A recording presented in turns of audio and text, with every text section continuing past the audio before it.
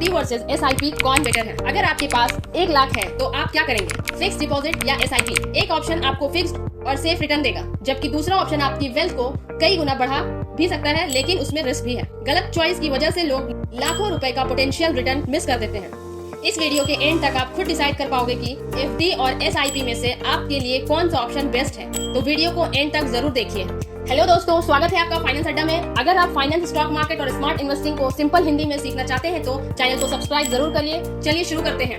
FD और SIP क्या होता है? सबसे पहले कंफ्यूजन दूर करते हैं। एफडी मतलब फिक्स डिपॉजिट। आप बैंक को एक फिक्स अमाउंट देते हो, बैंक उस पैसे पर एक फिक्स इंटरेस्ट देता है।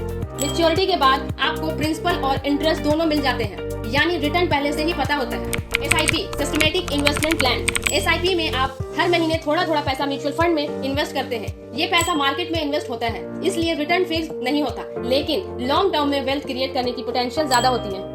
एफडी और एसआईपी में डिफरेंस। अब दोनों का कंपैरिजन देखते हैं। एफडी रिटर्न फिक्स, रिस्क बहुत कम, शॉर्ट टर्म गोल के लिए अच्छा है, wealth growth limited. SIP return market पे डिपेंड, रिस्क थोड़ा ज्यादा, long term wealth creation, inflation को बीट करने की पॉसिबिलिटी। सिंपल लैंग्वेज में एफडी आपके पैसे को सेफ रखता है, एसआईपी आपके पैसे को ग्रो करने की कोशिश करता है।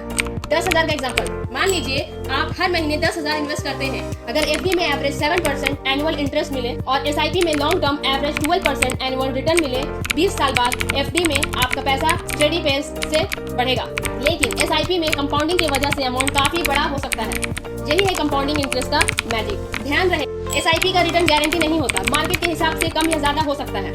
रिस्क कितना है, ये सबसे इंपॉर्टेंट क्वेश्चन है। एफडी में रिस्क बहुत कम होता है, बैंक इंटरेस्ट पहले से ही डिसाइड कर देते हैं। एसआईपी में मार्केट कभी ऊपर जाता है कभी नीचे, लेकिन अगर आप लॉन्ग टर्म इन्वेस्ट करते हैं तो मार्केट के अप्स एंड डाउन का इम्पैक्ट कम हो सकता है, इसलिए एक्सपर्ट लॉन्ग टर्म इन्वेस्टिंग पर फोकस करते हैं। किसके लिए एफडी बेटर है? अगर आप रिटायर्ड हैं, रिस्क बिल्कुल नहीं लेना चाहते या 2 से 3 साल के अंदर पैसे चाहिए तो एफडी एक अच्छा ऑप्शन हो सकता है। किसके लिए एसआईपी बेटर है? अगर आप यंग हैं, रेगुलर इनकम है, 10 से 20 साल का इन्वेस्टमेंट हॉरिजॉन है और वेल्थ क्रिएट करना चाहते हैं तो एसआईपी एक पावरफुल ऑप्शन हो सकता है। लॉन्ग टर्म और डिसिप्लिन, ये दोनों एसआईपी की सबसे बड़ी स्ट्रेंथ है। सबसे स्मार्ट स्ट्रैटेजी। अब सबसे इंपॉर्टेंट बात, एफडी और एसआईपी को एक दूसरे का एनिमी मत समझिए, दोनों का अपना रोल है। Emergency fund, short term goal FD में रख सकते हैं, long term wealth creation SIP के थ्रू कर सकते हैं। यही बैलेंस इन्वेस्टिंग है।